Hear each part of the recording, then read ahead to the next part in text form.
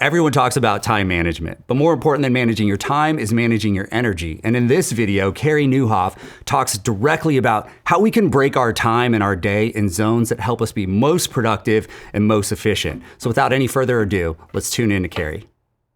Let's talk about your energy.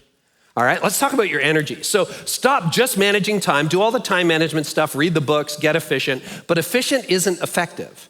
And what you need is effective.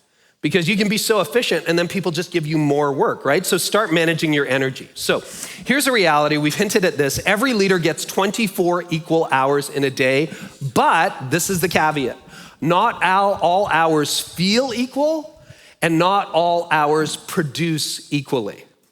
So another little poll. How many of you would say you're morning people? Hands up. That would be me. Any night owls in the crowd? All you creatives, all right, some night owls.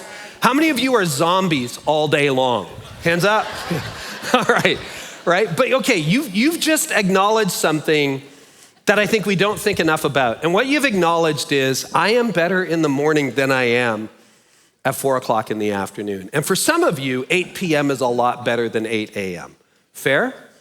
And what that means is you have 24 equal hours in the day, but they don't feel equal or they don't produce equally. So for those of us who write, for decades I wrote sermons, now I write books, I prepare for podcast interviews, I do things like that. But a lot of my work is brain work.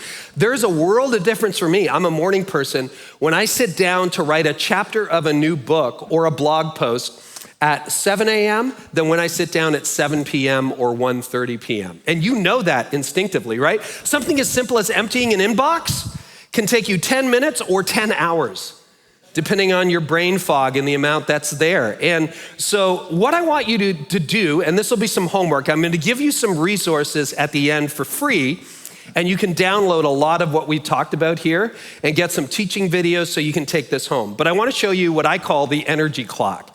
And what I realized, divide your day into 3 zones, green, yellow, and red. Green being when you feel great. Like what is your particular time of day, your body chronology, when you're bright, you're generally happy, you're in a good mood, the ideas are flowing, you're efficient, you're creative, where your best ideas come. That's your green zone. What's your red zone?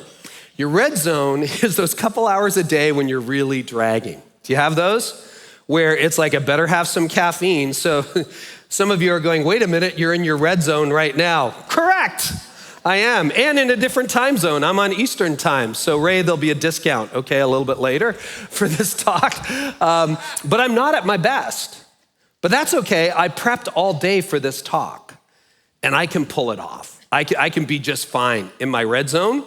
But when you catch me on a random Tuesday at 4 o'clock in the afternoon, I either need to take a nap, get some caffeine, or just leave. Sometimes you're better off just to say, that's it for today. We're gonna get at it again tomorrow. But you have those hours in your day. A lot of people say for them it's after lunch. All right, and then what's your yellow zone? Well, you're not at your best, you're not at your worst. You're in the middle, and you can get a lot done in your yellow zone. So green, yellow, red. And then the secret, and this is where it all lines up, is start doing what you're best at when you're at your best.